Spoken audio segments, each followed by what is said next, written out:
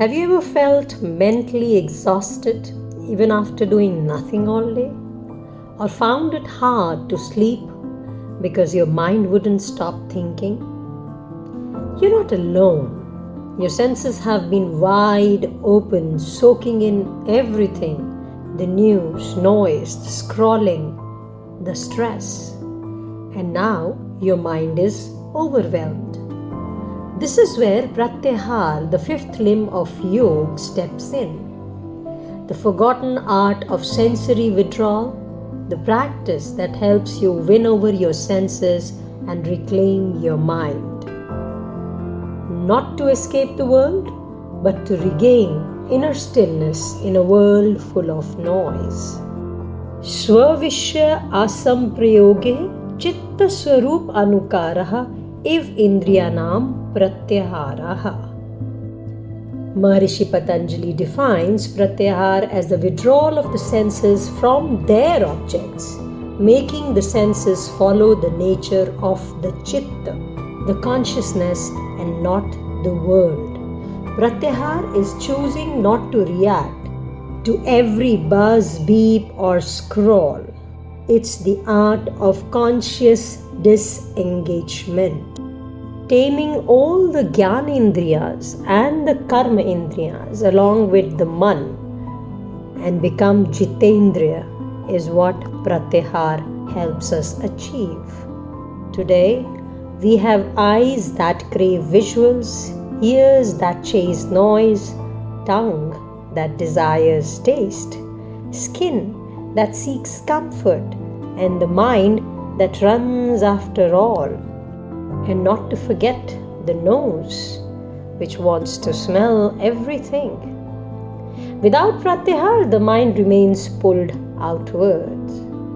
So, our gyanendriyas and karmendriyas, our sense organs and the organs of action, are hijacked by digital inputs, and our mind is completely disturbed, distracted, and anxious.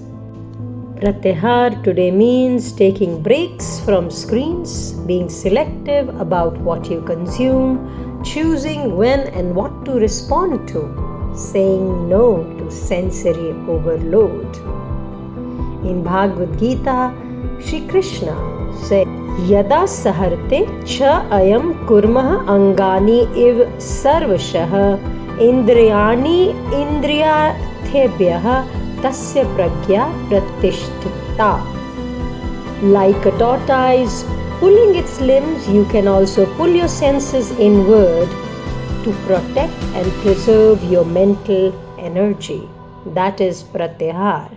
Not reacting to every notification, not jumping at every sound, but creating a pause between stimulus and response. And that's pause, and that's where peace lives. Now, Gheranda Samhita and Bhagavad Gita have a similar shloka. Gheranda Samhita says, Yato yato manascharti manas chanchalam asthiram tatastito niyam yaidat atmev eva vasham nayed. Bhagavad Gita also says the same thing. Yato yato nischarati manas chanchalam asthiram tatastatho niyam yatev atmeh iva vasham nayet.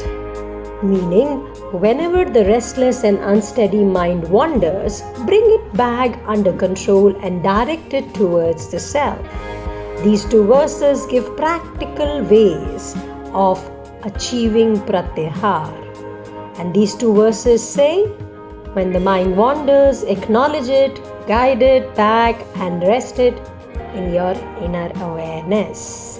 So this is the foundation of today's mindfulness and meditation and mental mastery. Pratyahara is more important today than ever before because our senses are overstimulated. In the age of smartphones, 24/7 information and sensory overload, we are exposed to continuous notification, constant comparison through social media, temptations to consume, react, scroll, and escape. mental fatigue, and emotional instability from too much input. So, we already know that Pratyahara is important. Let's quickly understand how it is important. It protects your attention. In the world that profits from your distraction, focus is power. It trains you to disengage. Pratyahara trains you to not escape the world, but to stop being the slave to it. Second, it teaches conscious choices over compulsive reaction. Through Pratyahara, you develop the ability to pause before reacting. It helps you respond instead of react, which is the foundation of wisdom and self-control. It creates space for introspection and self-connection.